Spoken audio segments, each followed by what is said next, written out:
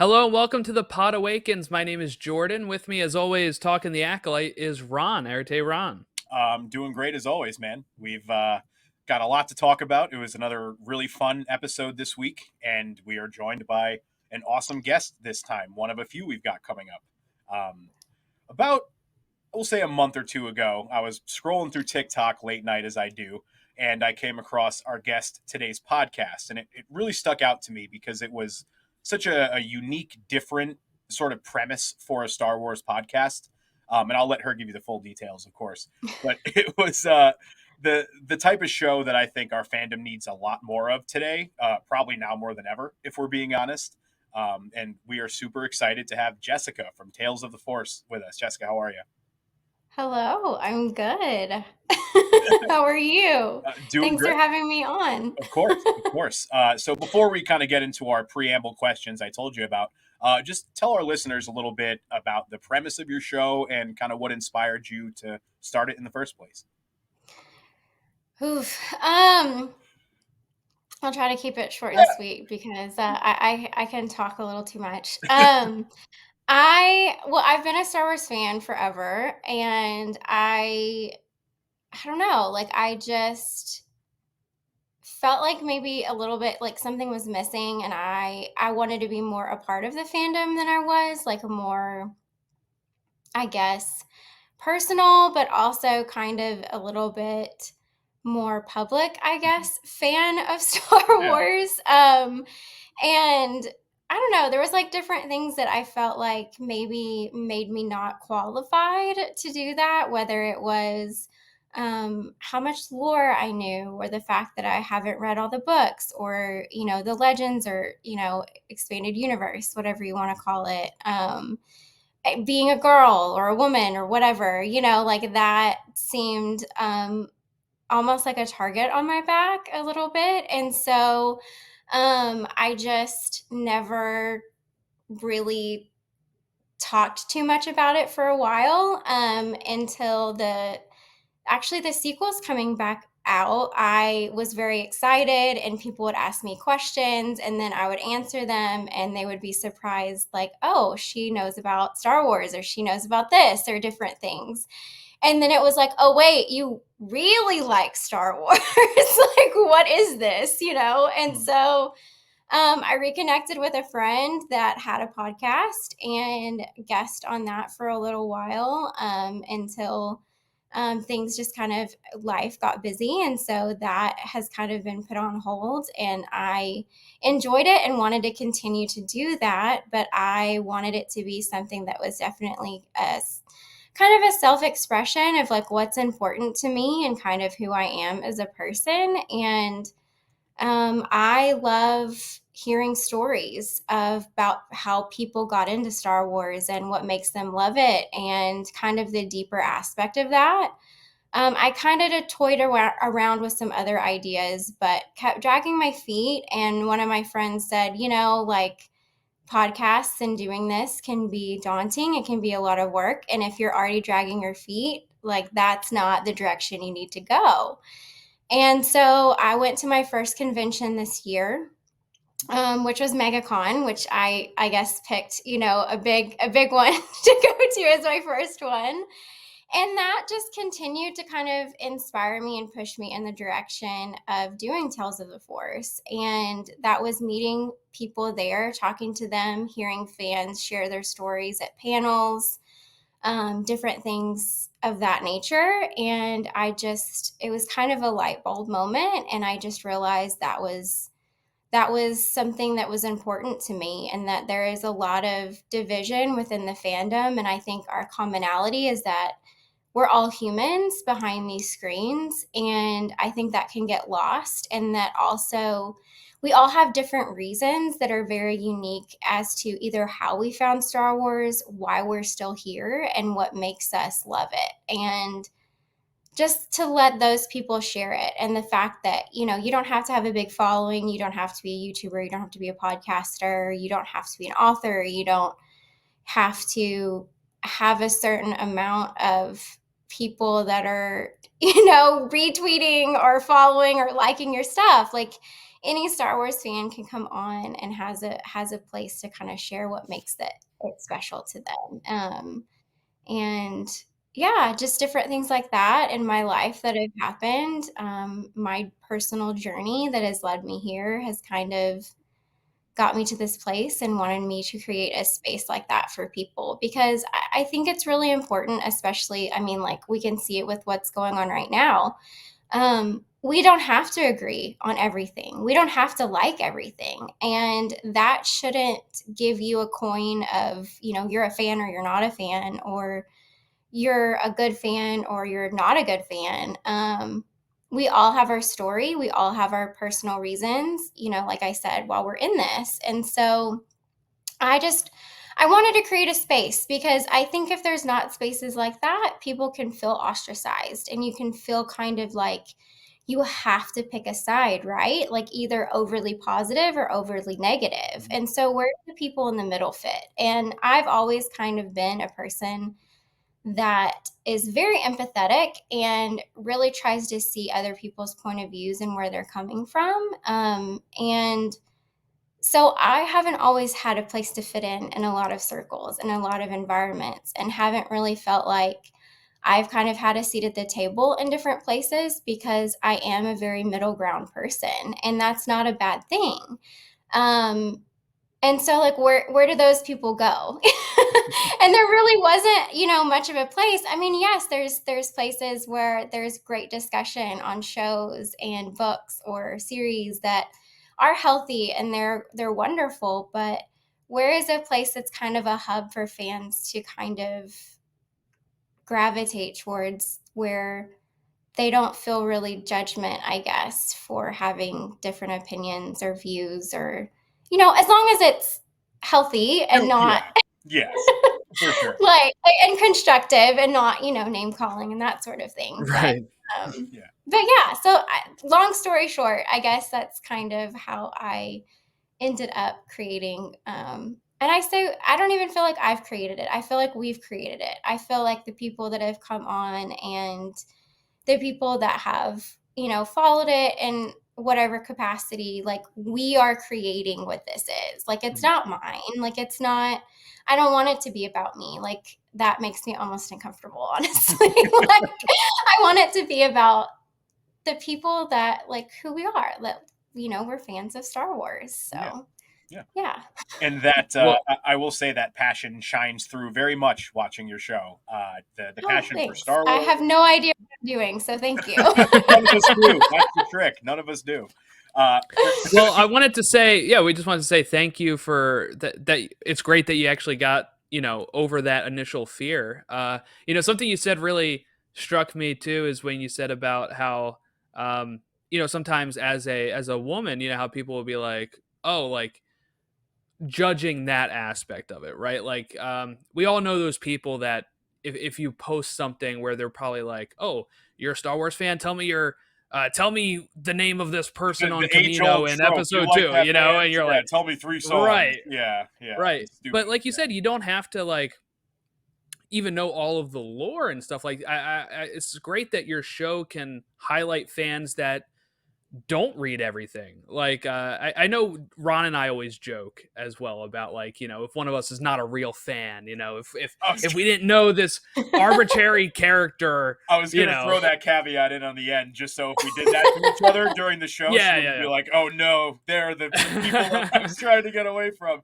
But like, I haven't read everything, right? Like, but I've still been a Star Wars fan for, like, most of my life, and it's just it's good that we try not to judge that kind of stuff here, because the online spaces, I've kind of withdrawn myself from the online discourse about certain things. Like, I was telling Ron, like, to the point of, when I see the words "the Acolyte" on social media, I sometimes just scroll right past it, because I'm like, I'm not dealing with that today.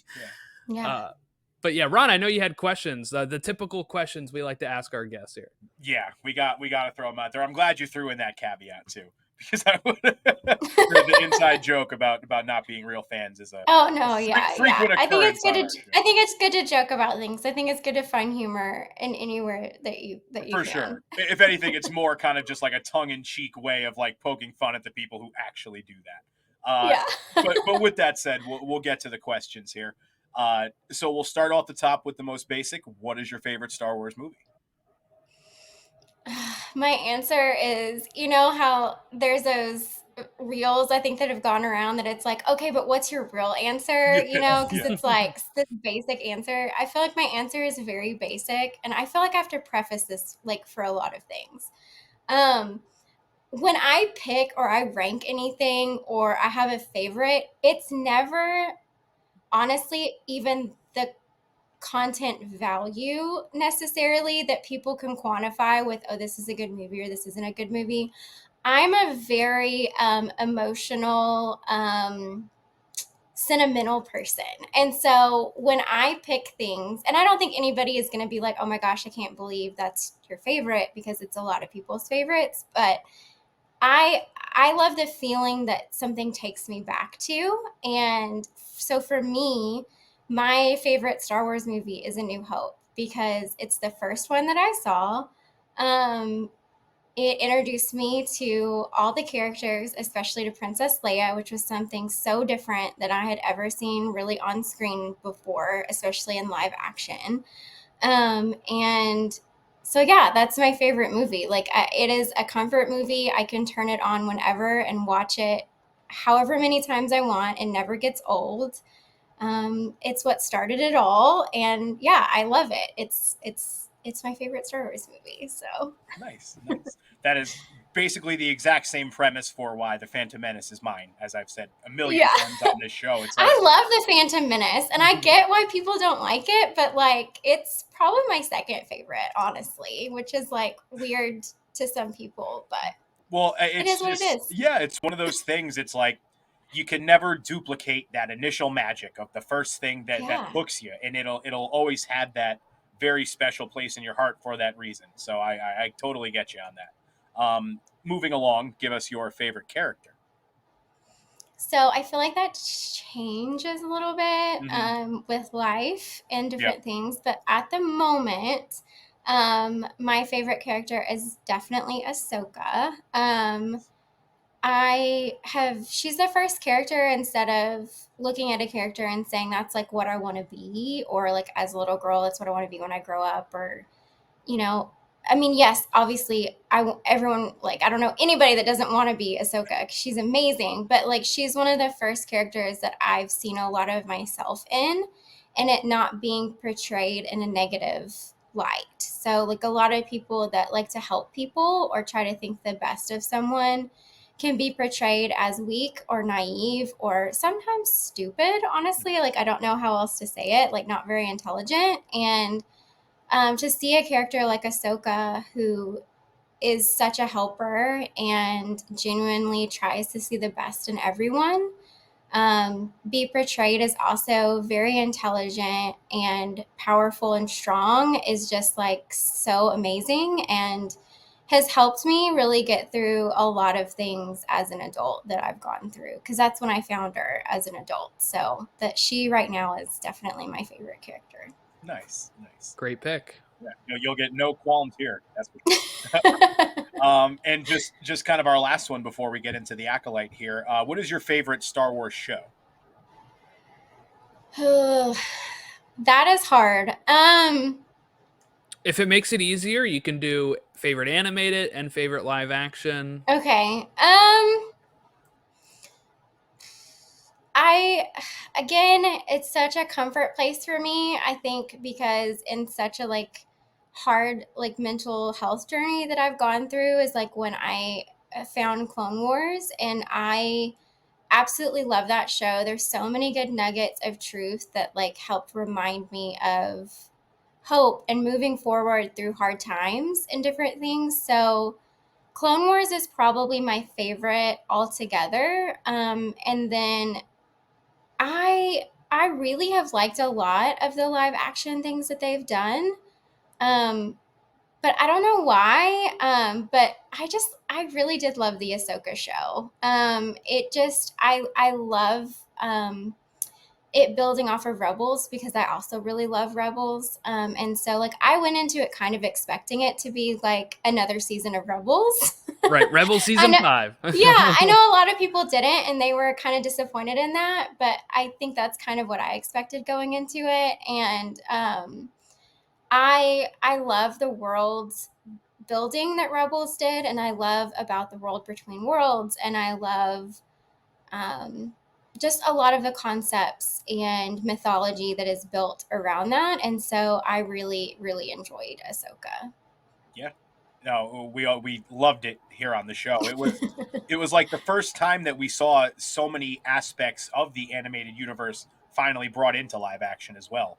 Whether it's the Rebels crew themselves or the stuff we got into at the end with like the Mortis gods and all that. Yes. It seems like more so than any other live action show, Ahsoka is definitely our closest link to that animated side that we all loved so much. So great choices for sure. Second closest would be Book of Boba Fett. Yeah, I would say because of Cad Bane. They had Black Chrysanthemum and Yep.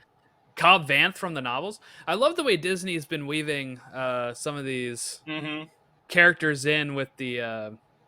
It makes it feel more connected. Like when I would read the old EU and then watch like a movie, I'd be like, I can't see these things taking place in the same universe sometimes. But like with the way that Disney has been doing it, and with Lucasfilm since the Disney purchase, have been starting to weave these characters in and out of live action and cartoons and books and comics. It's been pretty interesting. See how it all goes. Yeah. All right, so we'll be talking episode 3, Destiny, written by Jasmyne, Flournoy, and Eileen Shim. Sorry, directed by easy for you to say. Kogonada. And the synopsis was: on a mysterious planet, the tragic journey of two sisters begins, and it premiered June 11th of 2024 on Disney Plus. So, Jessica, I'll let you go since you're our guest first. Your just general thoughts, first things that popped out of your mind when you sat down and watched the 3rd episode of The Acolyte. So I have enjoyed the show so far. I haven't had any like major things with it yet. I think my first initial reaction to this episode was I have more questions than when I went into it, which like I don't see that as a bad thing. Like I see that as like when you go into a show, especially when it's like a mystery, like what happened, who done it type situation, what makes you want to watch the next one and keep going, I feel like, is having more questions, like getting some answered and then having more questions. My guilty pleasure sometimes is true crime stuff. And so that's kind of how they set those types of episodes, whether it's a podcast or a documentary or a show or different things, is giving you enough information that you feel like you can follow obviously what's going on, but then leaving you with enough questions that you want to watch what comes next. And so that was my kind of initial response to it is, okay, I kind of have some answers, but now I have 5 million more questions. Yes.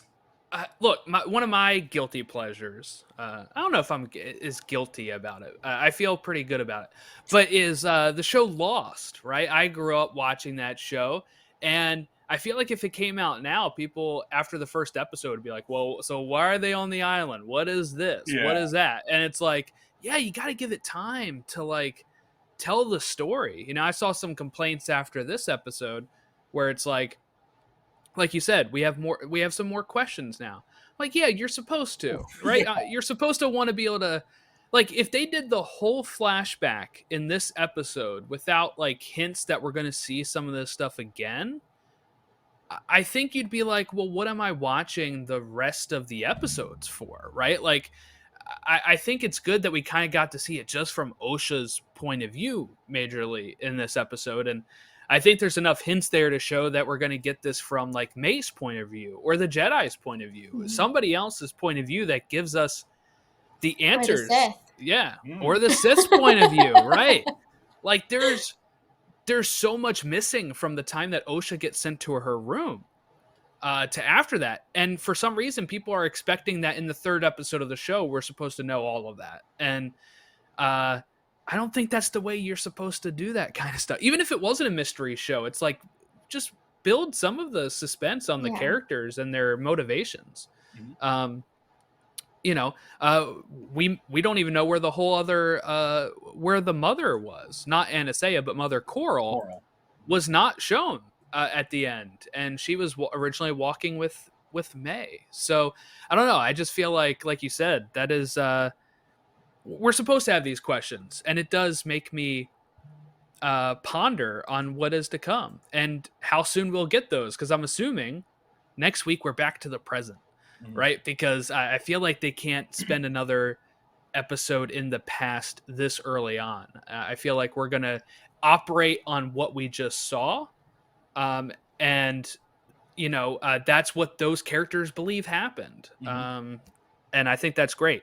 My original thought when I first saw this was, I was actually pretty surprised at how much people did love this episode. You know, we had heard the rumors before this that this was going to break the Star Wars lore and the canon and all that kind forever. Yeah, forever. Star Wars will never be the same. And it was like, it was Star Wars, right? And then, for me, this is probably my least favorite of the 3. Not in a sense of anything wrong with it, but I really love the present storyline so much more than seeing this so far. You know, like I missed seeing present day Osha and present day Mae, and we kind of left episode 2 with Kelnaka, and I thought maybe we would pick up with that as that's where Mae was heading next. But instead, we kind of got a little bit of a flashback episode, which I did enjoy getting some information on that and stuff. But I was just like, man, they sold me on those first 2 episodes, and now I'm like, oh, we have to kind of rewind a little bit before we get going again. Ron, your initial thought when you saw the episode? I enjoyed it a lot too. I actually, the reason that you weren't so hot on it is actually the reason that I really enjoyed it. I liked that we spent a whole episode kind of being able to live in this past timeline, or not past time, but you get what I'm saying. Like this time in the past where we're getting the perspective of what happened through Osha's eyes, because it means that all the stuff we're getting from the current time that we weren't in this week, it's not going to be filler. It's not going to be just kind of the means to an end, because they're breaking it up with the past stuff. It means that everything we get in the present timeline is going to continue to be like super prevalent and super important to the story, as opposed to just kind of putzing along until we get to the reveal we're all waiting for, basically. Like, it feels like there's not going to be much time for anything boring or draggy in this season. So I liked it a lot. I thought there was some great cinematography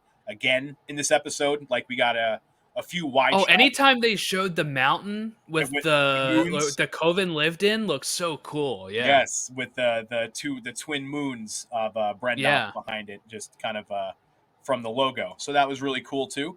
And again, in terms of the sort of lore breaking stuff that people said we were going to get going into this episode, if anything, I thought it was really cool, and it didn't break anything. It just expanded on a lot of lore that we've gotten so far, in the same way that all of the Legends content and the Clone Wars and all of these other projects expanded on lore, as opposed to breaking it, which for some reason that seems to be like the common sentiment now.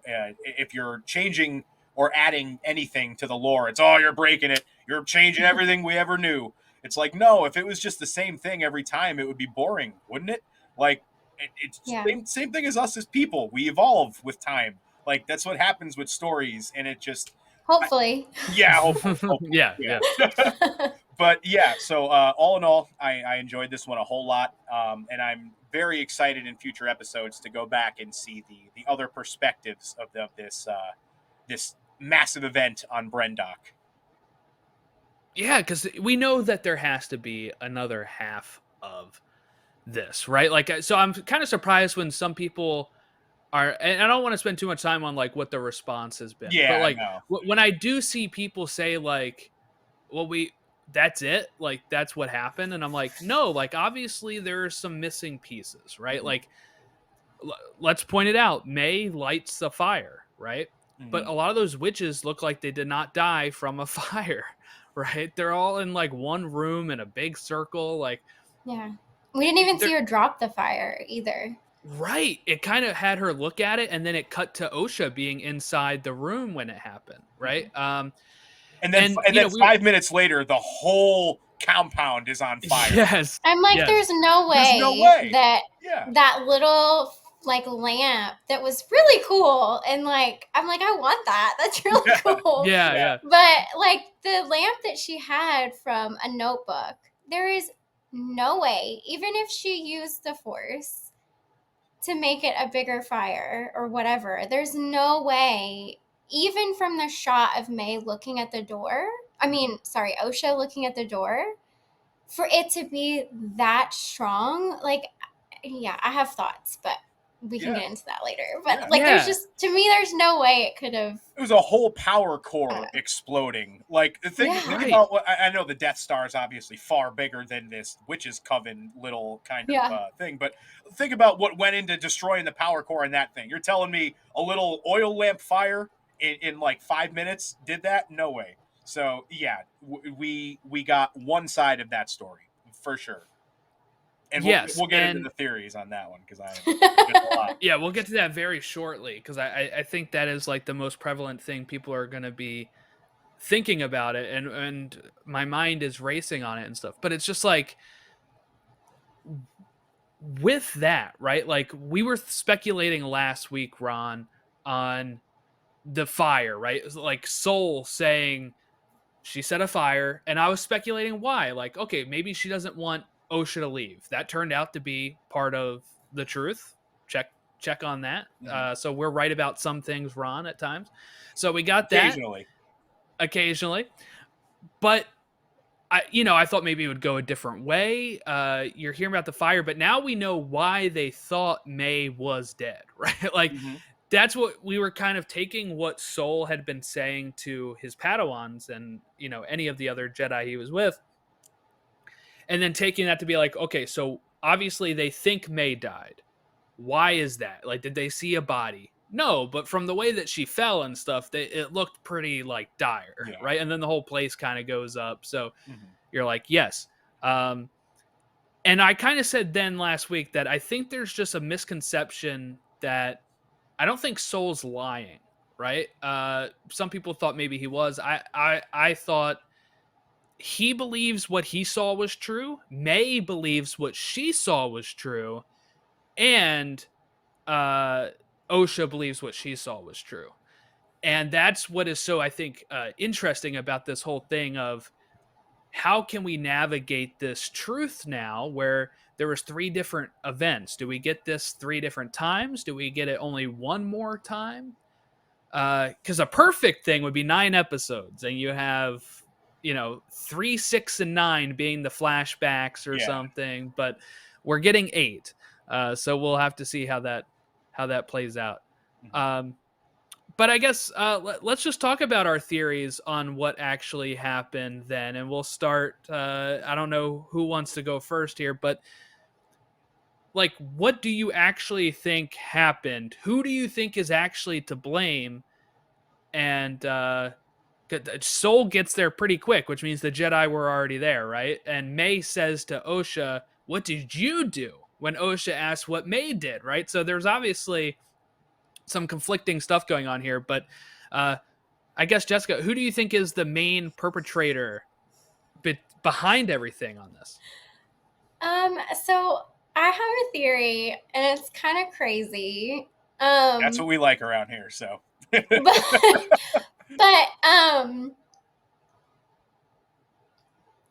I so when you take of like inspiration, right, that has been stated, that this show is supposed to kind of tie in from and things that have been brought in. A lot of it is legends and different, things before the prequels and that type of info. So if we go from that at face value, instead of trying to read into people's words or like their intentions and that sort of thing, and I just take that at face value, that was a lot of inspiration for the show. Where I lean in what I'm thinking is that there's a couple of things that stand out to me that get me to this place. So one is when they talk about how Mae and Osha were created, and I can't remember right, and I can't remember which one says it, but one of them, like the mothers, and when I say mothers, I mean that's just like a title of the witches have, says the Jedi wouldn't like what you did or how this happened. And so that made me think, well, what did they do that made the Jedi, like, what would they not like about it, right? And so that was one thing. Another thing was Soul's face when he is in the ship and he keeps saying to Osha, you're safe, you'll be safe at Coruscant. What does she need to be safe from? If they're all gone and there's nothing there to go back to, and there's nothing chasing her anymore, what is she supposed to be safe from, right? So to me, that hints that there's more, there's another faction in this, there's more to this than we think. Another thing that leads me to that assumption is also, if the Jedi thought that this planet was uninhabited, why were they there? Why were they sent there? There had to have been some kind of activity, something going on for the council, whatever council it was, to say, we're sending 3 Jedi and a Padawan to this place to inspect this uninhabited planet. So all of that, with it leading up to the prequels and everything, leads me to think that what they did to create this involves the Sith, like almost like a deal with the devil, right? Yep. So like, we want to continue our coven, we want more children, because it is only women in this coven, and which is normally the case for like witches and witch stories and all that sort of thing. Like, and if you think about like the Dathomirian women and like how all that works out, like, in order to get one, either you need men or you need to create it with some other weird way, right? Yeah. And so what if they wanted these children so bad that they made a deal with the Sith? And maybe that's why there's 2. What if one was supposed to go to the Sith, right? So what if they were supposed to keep one and one was supposed to go to the Sith? Well, that would mean that they're both not supposed to ascend. So if the Jedi are just the only people watching them, it doesn't make any sense. But if the Sith are watching them and they're ascending both girls, that's breaking maybe whatever deal. Again, this is a theory. This is just mere speculation and where my mind is going. That she is breaking whatever deal that she made with the Sith to manipulate the Force or the thread, like, because different cultures call different things different, whatever. That's a non-issue for me. But for this case, I'll just say the Force. Manipulate the Force in order to create life. And so, and if you think of like witches and you think of like good magic versus dark magic in stories, if it's dark magic, normally there's a price to pay in stories for using dark magic, right? So what if that price is one of the kids? So that again leads me back. Sorry, I'm talking with my hands and I'm hitting the mic. Oh, you're good. That leads me back to just thinking that a deal was made with the Sith. And so therefore she's breaking the deal by bringing both of the girls into the coven and as bringing them up as wishes and ascending them. And so I don't know. Like, I think that's literally maybe what's going on. And so maybe they were there and they saw what was going on. And then they saw that the Jedi was wanting to take both girls and test them. And so they didn't want that to happen. And so that's where I'm going with the theory. And I think to me that follows the lore, that follows a lot of what happens is we see the Empire. Palpatine wants to live forever. So what does he do? He steals from another culture in order to clone, in order to combine the secrets of the Sith of keeping his soul immortal, but putting it in a body, right? He steals that from the Kaminoans and their cloning technology. So why wouldn't he learn from his predecessors who have maybe stolen some information that the witches had in order to combine that to create life? And that's, how, I mean, we know there's a lot of different theories, and that, some people think that Plagueis created Anakin, but then the people that have created the comics have said no, that's like the dark side showing him an alternate reality to make him think that he's bad or evil or whatever. And so the Force created him to create balance. So Right. if the Force is constantly like balancing itself, like, I don't know, like I just think that's where I'm kind of going. I could be completely off, I could be completely wrong, but that's the vibe that I'm getting from it, from different clues, is that there were Sith involvement in this, and she used the Sith in order to get what they wanted, and that's maybe what they died from, maybe why the fire was bigger. Mhm. I don't know.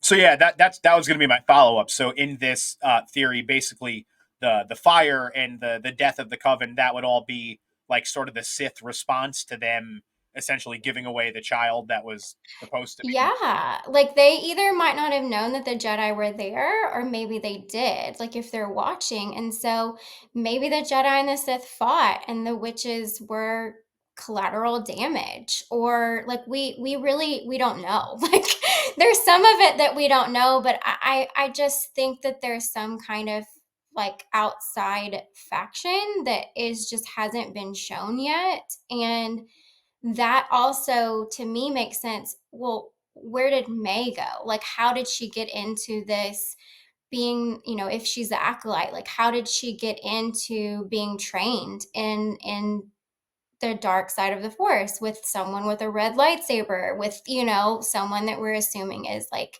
either an apprentice to a Sith Lord, or is it like we don't have those answers yet, but like that would make sense. If they're there, the Jedi leave with Osha. Who takes Mae? Mhm.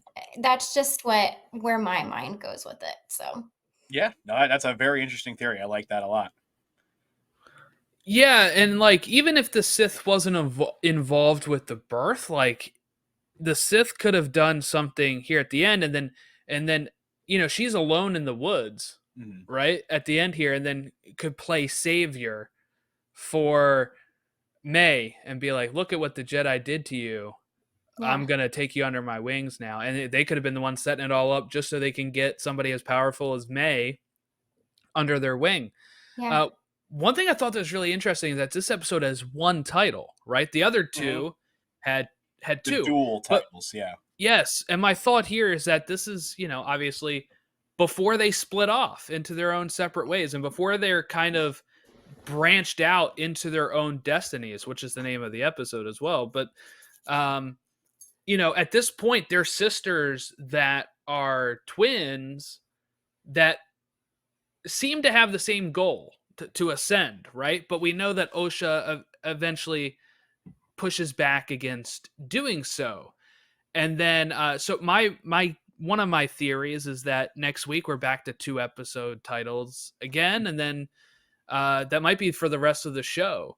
But I just thought it was interesting that when I booted it up on Tuesday night, that I'm like, oh, only one title. Like, what does this mean? Mhm. And I think it's just like this is before the split, right? And this is where they go from here. Ron, if you want to share your theory before I get into mine, then. All right. I wish I had my tinfoil hat, but I don't. but we'll get started here. So you touched on it a little bit, Jessica, about the whole Plagueis thing and Anakin being his conception being sort of a response by the Force to Plagueis and Palpatine, basically trying to use the dark side of the Force to create artificial life. What I think is that Osha was never part of the plan to begin with. I think this whole thing has been a plot by the Sith. I think they helped Mother Anastasia conceive using the dark side of the Force in the same way that Palpatine and Plagueis were attempting to. I think that the Force responded in kind by putting two children in the womb, one to represent the light, one to represent the dark. But I do think that this plan was something set up by the Sith the whole time. I think that it was intended for the Sith all along to come in and take this child from the Witch's Coven. I think they staged the whole thing between them and the Jedi. I think the tip the Jedi got about these children being there, I think it was the Sith still kind of trying to work through who I think the identities of these Sith people are. They've got to be somebody who at least the Jedi would respect enough and feel comfortable enough taking a tip of this magnitude from. So, but we kind of expect that anyway, with this show being a massive mystery, that the reveal of who's on the dark side, it's not going to be somebody we haven't seen before. You know what I mean? So that would it would make sense that would be where they get the tip from a trusted compatriot or maybe even another Jedi. I think that they also are responsible for the fires inside of the little palace there, and it was a thing where basically Mae was sort of subconsciously influenced by the dark side to start the fire so that it would get pinned on her. And also this whole thing could paint the Jedi in sort of a bad light to Mae and get her to continue to embrace the dark side. So again, still kind of sorting out who exactly I think the identities of the Sith are. I feel like at this point, I'm leaning towards the apprentice being the big reveal of somebody we know, and the master being somebody like that we haven't met yet, but that they're going to establish from even whether it's from Legends or just an entirely new Sith that we don't even know. But I do think that ultimately this whole thing was a plot by the Sith to get this child, a lot in the same way that you referenced, Jessica, only a bit of different means in the way of getting there in terms of staging this conflict with the Jedi and the witches and destroying the temple and doing all this with the end goal of taking Mae, convincing her that the Jedi are responsible for killing everybody she ever loved, and basically completing her full-on turn to the dark side. I saw some interesting theory. I don't think it's true. Saw somebody say Mother Coral is the Sith apprentice. How's she gonna fit the horns under the helmet? Maybe it's just a little bigger up top. Maybe, I there's like foam inserts. Yes, yeah. But yeah, go ahead. I don't know. That doesn't seem like what they're leading towards. But what I would it think almost seems too obvious. What I would think more is maybe she is the one that made the deal, and not Mother Anastasia. We see how much she pushes for both kids to be part of the Ascension, and how she doesn't want to really risk Osha going off on her own.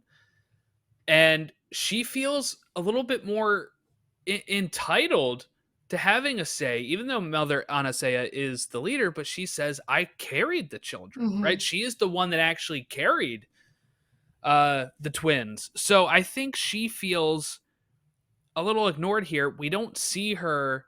She goes with Mae on a walk, right? And then we don't see her the rest of the time. I'm wondering if she went to maybe she knew the Sith apprentice or Sith Lord was there, and she goes to get them and says, can you help me with the Jedi? We need them out of our thing, right?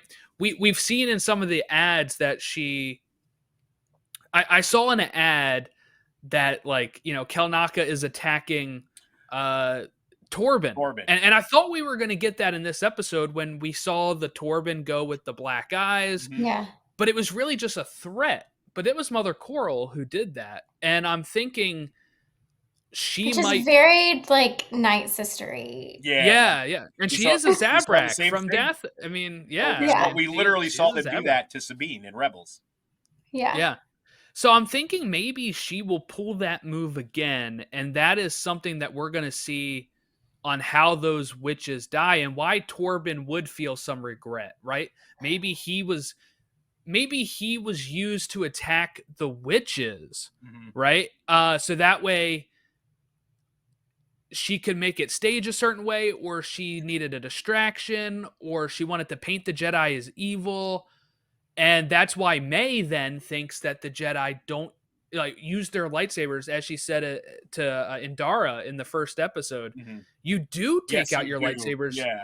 Yeah, yes, you do. And saying like you only take them out if you mean to kill. That means Mae saw something in that. So I'm thinking like Mother Coral is going to do some sort of mind control. We're going to see some of them try to get him under control, Torben, but he's going to live a very tough life after that, probably thinking like, how could I have been so weak-minded to be controlled, right? Like, because that's how the Jedi look at stuff like that when it comes to force tricks. They're always like, oh, it's for the weak-minded. I wonder if they would think that way even about a possession like that, like a failure of their why he takes the vow whole of self. silence. Well, okay, this is not trying to go off topic, but no, you're good. I feel like one of the things that I think Dave Filoni, I feel like is trying to do a good job of is like tying a lot of stuff together. And I thought it was really interesting with like Ahsoka, with everything with Perdita, and like that there's witches there, and that's like where they came from. Well, this is like, I don't know how many years. I mean, like, I know the timeline. I've talked about this before. From but Ahsoka, or from, because this was roughly 100 years before Phantom Menace. Right. So it's, so is it before Phantom Menace or before the fall of the Republic? Because I feel like I've heard several different things. They've said it a few different ways. And that's confusing. I'm like, well, which one is it? I would say they haven't nailed it down specifically. Like that's probably something that'll be in like the visual dictionary or something. Because it says like 100 years from episode 1, but then like you said in the opening crawl, it says 100 years from the fall of the Republic and the rise of the Empire. So that's only like a 10, 12 year difference. But yeah. So like what I'm curious about too is there was so much of a focus put on like Perdita and the fact that it looks like it's the Mortis gods, right? And the statues, and that is where the witches came from, that they were like banished, right? Or something like that. And these witches not say like, since we've been banished? Like, I'm just wondering if there's a connection. Like they're fleeing from something. Did they come from there? Is this like how the like, I don't know how long the culture of the Night Sisters have been around, but like, is this like, is she a founding person of like, I don't know. Like, I'm just so curious to like how all of this ties together, because that was interesting to me that like that was mentioned in Ahsoka, and then that some kind of banishment was mentioned in this episode with this coven too. I don't know. Like I feel like in Star Wars, there's so many little one-liners that when you watch things, it doesn't mean anything. But then either as a story gets added or you learn more information, it's like so pivotal to things that you had no idea it meant anything. So there was a quote that came out, I think it may even have just been today, but within the past 2 days for sure. Leslie Headland was kind of talking about how Dave Filoni has helped her throughout this show and stuff. And she made a comment about how she mentioned wanting to like incorporate the magic side and like was trying to figure out how to get the Night Sisters into this story. And he was like, the Night Sisters aren't the only witches in Star Wars. So I think these are a separate sect of witches from the Night Sisters, But with that Yeah. said, I do think there could definitely be that sort of similar thread between the two, just because like direct like magic casting, not like the force that we've come to know throughout the years and all that, but like magic casting in itself is something that is so few and far between in Star Wars, at least with the stuff that we've Yeah. seen on screen so far. So it would make a lot of sense, even if they're not directly connected, if there was some kind of similarities like in culture there, like maybe way back they used to practice together and there was like a split off where the sex, the two sects of Yeah. witches became different.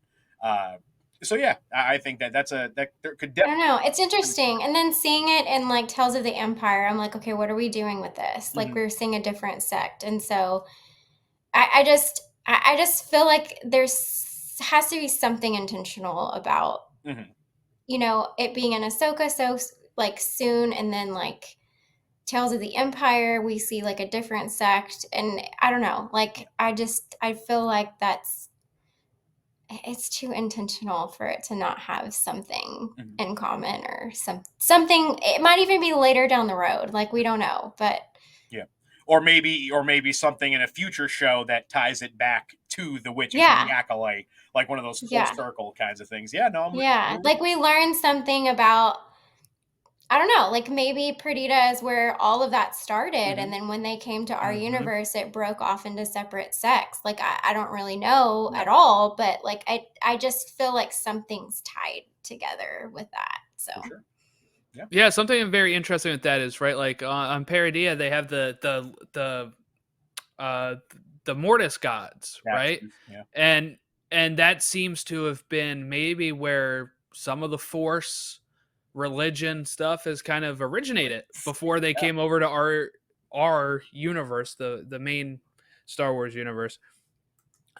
Something you said too that was interesting is about the Jedi and how they had been, the Coven has been banished and are trying to live on a planet where they really are off on their own. They're not really affecting anybody here.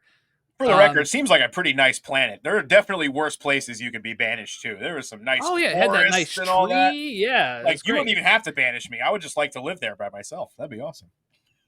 Well, I'll banish you anyway. You're going there. All right. I'm So banished. No, I'm just kidding. something that's something that's interesting is that I've seen some were upset that the Jedi were maybe a little I don't know, mean spirited in this sense, right? Like they come in, pretty much barge in, they slice the door. They said, right? Like that's what Coral's saying. Like they're slicing the door. They're coming in, Well, to be clear, or the bridge or slice. something, some sort. So slice, in the sense of like Hacking, when you're yeah, slicing a making the door door, in yeah, in Fallen Order. yeah, Yeah, yeah, yeah. yeah. It doesn't. They're not Qui-Gon in that shit. Yeah. No, but I mean, could you imagine if I used that defense if I got caught trespassing? It's like, Yeah, well, yeah. sir, I was just lock picking. I didn't Yeah, actually like yeah. blow the door Just down. wanted to see if I I could. mean, Yeah. and then like you said with the we thought this planet was uninhabited. Mother Anasea does not believe that. I don't believe that. We saw Soul watching the children Mhm. earlier Yeah. in the episode. Anasea even makes a comment. What does she say? She's like, the Jedi were ignorantly unaware of their surroundings. I find that hard to Yeah, believe. But it was very like right. tongue in cheek, kind of sarcastic to like, yeah, of course, because you guys are always with your head in the clouds. Yeah. Right. And then they're like, well, we don't mean you any harm, but just let you know, it's violation of Republic law that you can be training children. Mm. And this is And so then they're like, well, we're not in the Republic. Yeah. You know? right. This is so backwards too, because guess what they try to do right after this? The Jedi try to recruit the Take the children so they children can to train train the them. children. Yeah, to do the same thing they just said they couldn't do. And what blows my mind, and again, I know we're not going to focus on this, but like people being like, I don't understand why the Jedi are being described as like children stealers. I'm like, what did you think they had been doing all this time? Yeah. Like, Right. literally take. Phantom Menace, they say Anakin's too old at 9 years old. So obviously they're taking these kids Like, at so for much real. younger. And here's the thing I think people miss too, because they'll say, well, Qui-Gon asked his mother, or the Jedi probably came and asked these families. here's something I think people forget. When someone comes to you in a place of power, like the Jedi, that are in a high regard, and you're a family that's just trying to make it by, and maybe your kid is different and it's maybe difficult for you, or maybe the culture of that planet doesn't like it, or you don't know what to do, or like Shmi, you're a slave and you want a better life for your kid. It doesn't mean that she wanted them to take her son and her to never see him again. It doesn't mean that she fully supported that. It's that it was the best she could do in that time. And so she's like, yes, take him. Because what was she going to do as a mom in her mind to like save him, right? Mhm. And for other people, what are they going to do? Tell the Jedi no? Yeah. Yeah, we I see how mean, that goes. We see how that goes right here in it this. doesn't, I mean, that doesn't like just make the Jedi like bad, because yes, it is like a dogma that they're indoctrinated to of the Force. Mhm. And so in their mind, they're doing good. Like Star Wars plays with that so much in Yeah, its from a stories. certain point of view, right? From a certain point of view, and then like you think you're doing the right thing, but is it the right thing? And Adam Driver talks about that when he's interviewed about Kylo. Kylo doesn't think he's doing anything wrong. Like he genuinely thinks, for the good of whatever, this is the path he has to take. Mhm. I genuinely think the Jedi think that they're doing the right thing by taking force sensitive kids and training them in what they think is the right way for these kids to use their powers. But like, this isn't a new thing that Star Wars has shown as like maybe a Right. problem. Lucas did it in the beginning, the original films. A lot of these people love the KOTOR games, like the Knights of the Old Republic. The Jedi are not seen as like perfect, innocent, No. good things in Yep. those games. And that's legend now stuff, And so this is not a new thing. Like, what rock? Like, not trying to be rude, but like, what rock have you been hiding under? Like, Yeah. nobody has said that the Jedi are perfect. Like, yes, this is the High Republic. It's this sense of the height of maybe their power, but that doesn't mean the height of their like intentions and not making mistakes. I mean, we're getting closer to the prequels where they're so in their ego and their hubris that they don't even know that a Sith Lord exists. Mhm. And so it takes time. And like, I think if they made it closer, it would be the same argument of, how did the First Order come around so soon? This was too quick. Like, it's like you can't win if you give it more time or Yeah. if you give it less time, Mhm. to build a story or something. But I don't know. I don't think this is anything that, like, I don't think this is inconsistent with anything that Star Wars has done about the Jedi and the mistakes that they've made No. as like an order. So Quite the opposite, actually. It enforces a lot of what we see in the Phantom Menace. Like, the Jedi are at a point in this show where they feel comfortable walking into a temple that they've never been to, and basically trying to strong arm a bunch of women that they've never met before into just giving them their children because we're the Jedi. Like, how let me not be too mean, but like, how in the clouds do you have to be about yourself to think that that's like okay, and then to just try to do the exact same thing you're telling them not to do? I also think, just to take it a step further, I think this is also why I do think Soul knows what really happened on this planet, along with all of the other Jedi. I do think this was a conscious cover up on their part to basically hide that the Sith are indeed still out there, and also protect their own reputation. Because as much as I don't think it's as clear cut as like, oh yeah, the Jedi just ran in and slaughtered all these witches so they could yeah. take the children. As I don't think it's that cut and dry, but I think a lot of their missteps along the way that led up to that, and ultimately what happens in that moment, was a lot of their own missteps because they just weren't seeing clearly. So we get a little bit, I feel like, of an illusion of that in the conversation with Soul and help me, green lightsaber whip. And Dara? No. Oh, Vernestra. Vernestra Rowe. Okay, Thank you. Got it. I'm good. I'm good for one of those a show. But the initial conversation between Sol and Vernestra, I feel like we were kind of like getting some of those vibes in terms of like just kind of wondering about the reputation of the Order and stuff like that. So I do think ultimately this whole thing was a plot that was started by the Sith, but that is also going to stand to be a massive cover-up by the Jedi. It almost kind of has to be based on that Kiadi Mundi throwaway comment that we now kind of have to live and die by in The Phantom Menace about the Sith have been gone for a millennia. I think it's very much the result of a massive cover-up in this show, one that really highlights the Jedi hubris that you just laid out, Jessica. I mean, it's hard when we see this in real life. When you have a belief system or a set of ideals that you have lived by and for so long, for your entire life, and that is rocked or questioned in any way, shape, or form.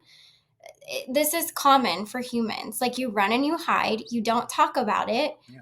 Or you do the hard thing, which is address it, maybe change a few things, talk to people, bring up the conversation and bring it to light. But it's easier to run and hide from it because it's hard to admit if you're wrong. It's hard to admit that you might make mistakes or something might need to change. It doesn't mean like you throw everything out, like, oh my gosh, all the Jedi need to be gone. I mean, that plays out in regardless of I people's was gonna opinions. say, if you're Palpatine, you're like, yeah, that's exactly what I want. Yeah, but like we see that struggle kind of in the sequels, which I know is very controversial too. But like, so what do you do with that when you finally admit that there were flaws, there were issues?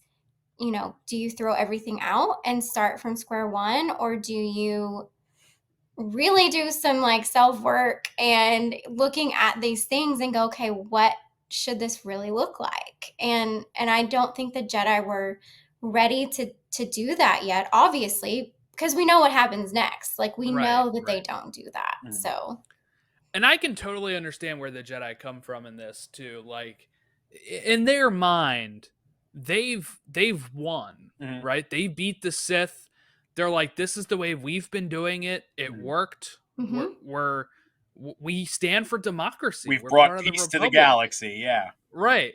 We're part of the Republic. We're part of the good guys, so I can see that, but like, there's just times in this where you're like, how do you not see the double standard? Like I said, with you can't train them in the Coven, but we can train them into ours, which is essentially what it is. Like Mother Anastasia says, right? Like, some call it a force, we call it a thread. We still are force. We still practice in the Force. We don't see anything that they do that's inherently wrong or twist it, other than maybe creating the life. But other than that, we don't really see anything that's like, oh, they're being evil right now. And another thing that is like kind of frustrating for me, and I'm not trying to get on a random like tangent or like soapbox or things like that. And get up on the soapbox, girl. You. This is like me. This is me personally, because like I know my podcast is more like sharing people's stories, so like I want to keep it a little separate between that and like me and like my opinions. But like, the Force in Star Wars was never intended to be considered like a deity, like in the real world, right? So like, people sometimes consider the Force with this almost like reverence of like a god, right? And it's like, you can't change the name. It's okay. The Force is not like this omnipotent, all-knowing, like, Lucas never meant it to be that. Like, if you look at what he created it to be, it was a life force, right? Like, it is an energy field. It's in everybody. It's the midichlorians. It's something that brings us all together. It binds the galaxy together, that sort of thing. And there's interviews of him even saying this, like the Force and the Jedi, all of that is an allegory for all kinds of religions together. Yes, you can pull from your personal faith or your personal experiences and see things that you identify with, and you're like, I resonate with that because of my personal whatever it is. but the Force is not supposed to be the god of Star Wars, right? Like, and so that bothers me a little bit, because I think that's where some people can get so caught up on another culture calling it something different or using it different, or why could they create this and this didn't happen, or does that take away from Anakin was not a miraculous like birth, it was the Force, like like it's not like he's not space Jesus, like I mean, clearly he falls to the dark side and becomes Darth Vader, like it's Right. not the same story, like Yeah. it should not be this hallowed thing. It wasn't supposed to be. And maybe that's one of the things that is reflective in the Jedi. Like they thought that they owned this energy field, like the witches said. Like this isn't a force that you should use for power, which I think is not just a question on how the Jedi use it. That's a question on how the Sith would use it too. And so I don't know, like that's just something that's kind of irritated me a little bit, like personally with this, is I'm like, Yeah. guys. Yeah. And Well, that's part of the sorry, I was just gonna say that's Sorry. part of the arrogance of the Jedi again, though, is the Chosen One prophecy, where they just assume that means they win with the took the balance words of the right out of Force. my mouth. Yep. Like, Yeah. oh, so it's this boy? All right, cool. So we got him on our side. It's like, Yeah. no, he's gonna kill you all, and then he's gonna bring balance after that when he takes out Palpatine. But yeah, that arrogance where they just assumed bring balance to the Force meant eradicate all darkness. Yeah. And another. And I don't know. I just think we have to be careful when we like assign meaning to something in a story. And I think that can be said with like intentions of people that write and direct things, because anything we do can be done with a bias, right? Or an agenda, if you want to call it that. That doesn't necessarily make it a negative thing. It's just we are people. We are products of our environment, of who we are, and like that is going to show in any creative work that we do. But that doesn't mean that anyone's trying to like do something bad with that. It's just how it is. And so I think we can get caught up sometimes in like our own personal opinions of a lot of this and hold on to it as like ours. But like Star Wars is meant to be for everybody. Star Wars is meant to be a place that people can draw inspiration from, the mythos of it. That's what I mean. This is straight from like George's mouth. It's not even from like Disney or anybody, And so I don't know, like that just, it's frustrating to me when those kind of things happen, because I'm like, okay, let's calm down. Like, yes, we love Star Wars. Yes, we're all here and we all want stories to be good. We want them to be well written. We want them to be done well. But this is still a fantasy show. like, Yeah. And to take it a little step further, the people who you're like addressing, who feel like it's got to be so steadfast in the way they've always known it, are showing the exact same hubris that the Jedi have shown in their view of the Force, in the sense of like, oh, it's our way or the highway. That's the only way the Force can operate. We are the be all end all source of all things knowledge about the Force. It's so ignorant to think that this thing that ties every living being in the universe, in the galaxy, together, can only be interpreted and used in one way is just mind-boggling to me. I don't understand that one. And Jordan, you mentioned the Chosen One prophecy. So another big problem people had this week is that with the seemingly sort of similar birth that Mae and Osha have to Anakin, that somehow that breaks the whole Chosen One prophecy. I'm going to read you word for word the Chosen One prophecy right now. A chosen one shall come, born of no father, and through him will ultimate balance in the Force be restored. Nowhere does it say this will be the first. Nowhere does it say he will be the only one ever conceived through the Force. It was simply a way to sort of signify that could be the indication of this person being the chosen one. Again, a prophecy that, considering that fact that it was created by the Jedi, and we know with the benefit of hindsight now that there is so much hubris and sort of I guess lack of seeing what's going on around them. It just I hate when people try to hammer down Star Wars like that. I guess just to kind of reemphasize your point, Jessica, it's always changing, and it's one of those things. I guess I don't really know where I'm going with this diatribe right now, other than to say, I mean, I think one thing could be what you're trying to say is like, if it could happen more than once, like, yeah, if they're trying to get it right, and like, let's say the Sith they think they're gonna have their own chosen one, right? yeah, And so like, like it would be crazy to think that the Sith would know about this prophecy and not try to do the exact right. same And thing themselves. if we're gonna take a literal like interpretation of that, it says these are two girls. Yeah. So clearly it's not Right, like right. Yeah. It could also just be that look, Plagueis supposedly was working on this type of stuff and messing around with the Force. He would have had to learn that that was possible through something, which could be through the witches' coven, right? And then, like you said, stealing the culture and then going down like that. So there's multiple ways that this will work, and that's not even anything that I thought was. I think this is what everybody meant by the lore breaking thing, and it's not. In fact, it kind of seals it. Yeah.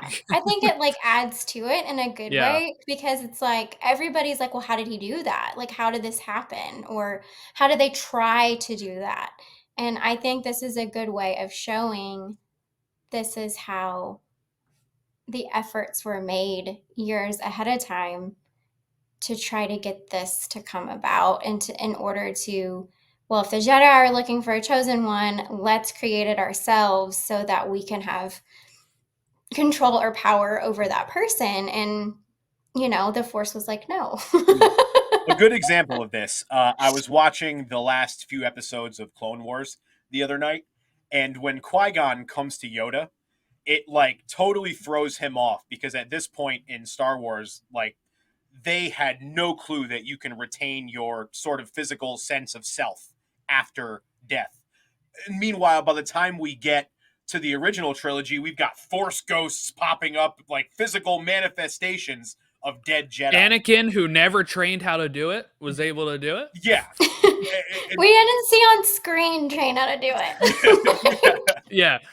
But yeah, so it's one of those things, like, to think that one specific group has had it right, and that they are just the be all end all rule on how things operate in Star Wars. It's something that I will never subscribe to, and I hope it never becomes that. Although I don't think it will. We're taking a lot of really fun steps that would indicate otherwise, especially in recent projects. Yeah. And I mean, is there things that I could criticize or that I don't like about certain movies or shows? Yeah, absolutely. Like, I'll never watch Solo again, I can tell you that much. Like, yeah, no. I'm like crazy, I guess, and I actually really like that movie.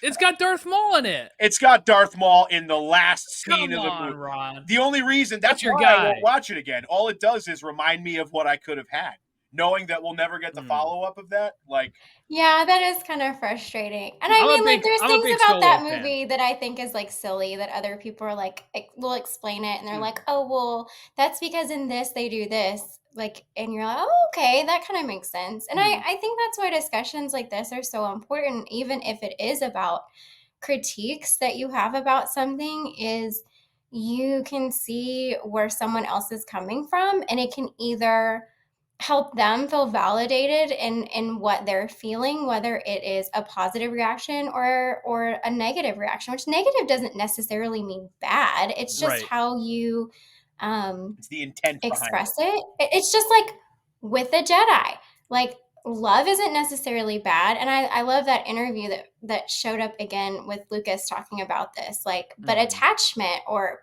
being possessive of someone was the negative thing, or, anger, or, those things aren't necessarily bad. It's what you do with it. And I think as humans, even in our world, it's so easy to create rules like the Jedi did, instead of working through those emotions, right? It's so much easy to say, anger is bad. Let's not be angry, instead of, okay, we're angry. What do we do with this anger? And so I don't know. Like, I just, again, that's the kind of stuff that I nerd out about with Star Wars, as I think about the connections and the psychology and the mythos and that kind of stuff. So Hell yeah. Yeah. One line that I really liked from Master Soul and why he's my favorite character is, "Fear shouldn't make this decision, Osha. You should." Mhm. I thought that was great. Like, he did leave it up to her, just like how Mae purposely failed, and that was that. But also, yeah. So the test hasn't changed at all in 100 years, huh? It's look at these images. Tell me what you see. It's the showing the Ghostbusters kid the test. shiny saber. Ooh, look at this weapon. I was- Yeah. I was totally picturing Mae walking in, and it was like the scene from Wolf of Wall Street when they're like interrogating them. She's just like, nope, can't recall. I don't know. I'm not really sure with that. Just BSing her way through the whole thing because she didn't want to tell the truth. I love how he caught her though too. Yeah. He was like, "Oh, wait, what?" Yeah. I'm like, "Ooh, you're smooth." Yeah, so he seemed to favor Osha right away, right? Because he didn't seem to call Mae out on it, but I'm assuming he was able to tell that Mae was lying as well. Mhm. But when Osha's lying, he's like, "Correct," and she's like, "Well, wait, that wasn't a mountain," and he's like, "Ah, yes, exactly, gotcha." But so it does seem like he did favor her. She was the one that wanted to become a Jedi too. Again, weird laws, right? Because they're Mother Anase is like, "I don't want you to do this," type of thing, but they're like, "Well, you can't say we can't test. Like, that's illegal. Yeah. We got to be able to test them." I'm like, this is so Loophole. a weird law. And it's like not even in their like jurisdiction. Yeah. Like, Yeah. if they're not even in, like, why does that apply? It's like me Yeah. being a cop here or something, and then going to England and being like, "You got to let me pull you over." Yeah, It's like, yeah. what are you doing? Very much so. Again, just shining the But light you on can that tell hubris. that they didn't want a problem. Mhm. So Yeah. they were like, okay. So I'm like, well, what has the Jedi done? Or force, maybe it's a Sith. At the time, they didn't know there were Sith. That thought, a lot of people see a lightsaber that don't know that there's different factions and Right. assume it's one or the other. So it's like, what did they see that made them go, oh my gosh, like we're not going to test this, Yep. 100%. Yeah.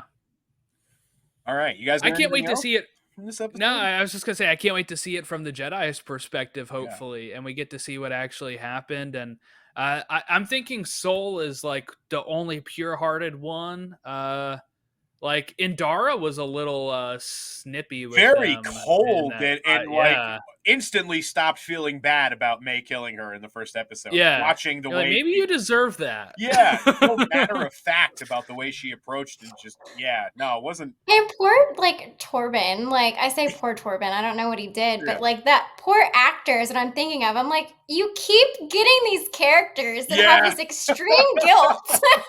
Like, Whether it's I jumping didn't out even a recognize window it was him. I didn't even recognize it was him until I saw somebody post it, because like we yeah, had I only didn't seen at him. first. And that is the one thing that I with his will say, and I balding have head. no problem saying, his beard and like wig was awful.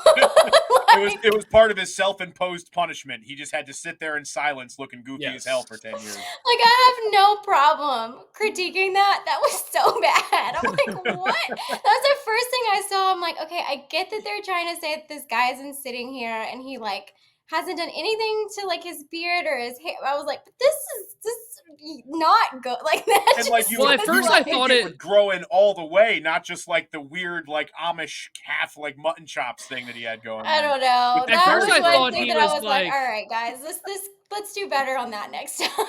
At first I thought he was like an alien, and that's how they looked. Yeah, like, yeah, with yeah. that hair and stuff, Especially and with with his the eye. Yeah. Yeah. And then they show you the flashback like this. You're like, oh no, he was a normal dude. Yeah. Well, that's another thing we still have to see too. How did he get that kind of gash? Last That's week, gonna be in the fight. Yeah, because I'm sure. we were throwing around theories last week, and I mentioned that I thought the Sith could be like another Jedi who was with the Jedi on that mission before we saw that it was just all the Jedi that we've already seen. Yeah. But I'm very interested to see how he gets that. If it's from Kelnaka, if it's like another witch thing or what. But we see him with the cut in that shot you were talking about, Jordan, of like Kelneka holding him and he's like screaming, he has the cut at that point. So I'm very interested to see. Ooh. One of my suggestions was going to be, what if that may not work? I was going to say, what if the only way to break the possession was like to cut the eye because it takes over the eyes? Oh shit. You know what I'm Maybe, saying? yeah. So like, Yeah. so like one of them tries like, let me just try to slice an eye here, and it doesn't work or something. He's like, oh my god, that hurt. Well, at least we know it doesn't work. Yeah, that didn't Yeah. work. You never know. I mean, it's literally, that's definitely an unknown. Like, I feel like, again, we still have more questions because I feel like what we have seen so far, to me, it's not enough for him to justify drinking poison. No. And being like, you're right, I'm sorry. Like, and his words of, we thought we were doing what's right. yes. And it goes back to that thing like we were talking about earlier. And I've said this on my podcast a lot. One of my favorite quotes in Star Wars now is in the Ahsoka series when she says, sometimes the right intentions still have the worst consequences. And I love that. I love that so much. It's like so true. That you can have the best intentions, or maybe she says the best intentions. Yeah. But like you can have that all day long and think you're doing the right thing. And even if you do the right thing, it can still have bad consequences. Like it's just, I think this show is like, again, just kind of showing that a little bit. And where did Ahsoka learn that? From the Jedi, and leaving the Jedi after being framed for a crime that she didn't commit. So, yeah. I'm thinking maybe the Jedi go there to kind of be a little bit more proactive and say, we're taking both kids. And that might cause a fight that then, you know, Torben's perspective was, we thought we were doing it right by taking these two kids and training them in this way. But for some reason, like, and not giving them a choice because this will be better for them. Right. And then maybe that is what kind of makes all the witches attack or something. But yeah, I don't know. Or if they are a dyad, like some people are saying, and they can communicate, maybe she knows that Mae is alive and she tries to escape and go back and they try to go get her or something. You know, I don't know. Like she just seems to think that they're not gone. And for how Soul is saying like there's nothing left, to me, I'm like, something has to justify, if they did go back, for justify them going back, because what he's sounding like is that there's nothing there. But then again, we don't see them, the other Jedi, in the spaceship in that shot. So we might not have seen everything that happened because she's, again, if it's from her perspective, she's passed out, right? Yeah. So we see from him taking her screaming mama, like, you know, and then her waking up. So there is a huge chunk of time that we have zero knowledge of what happened. Yeah. So there could have been more that happened and they might not go back. Yeah, that whole time frame and everything that was going on while Mae and Osha like were having their little conversation and Soul going to find them and all that. There is so much that we haven't seen yet. Yeah. All right. Well, thank you, Jessica, for coming on. If you wanted to share again where people can find your podcast and all of your work. Well, thanks again for having me. I really appreciate that too. I do enjoy talking about this stuff, even if it's not what we talk about as much on the podcast, but I still do love having these conversations. So I really appreciate you guys inviting me to come on. Of course. Open it. And yeah, it's called Tales of the Force. And that is the handle everywhere. So it is on, I'm on Instagram, Threads, TikTok, and YouTube. So right now I'm focusing on just putting kind of the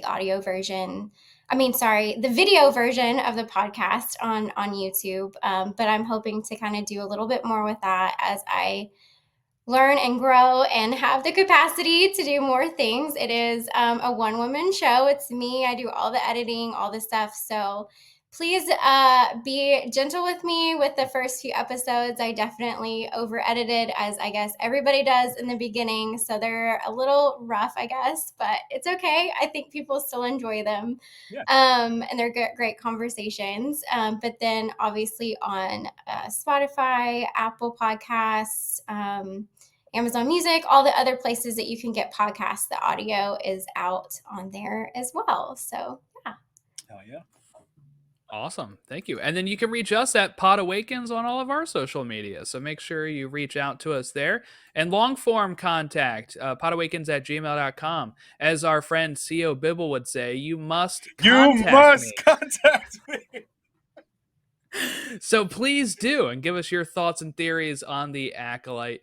Thank you all for watching and listening along. We will catch you next time when we talk episode 4 of the Acolyte, not the movie A New Hope.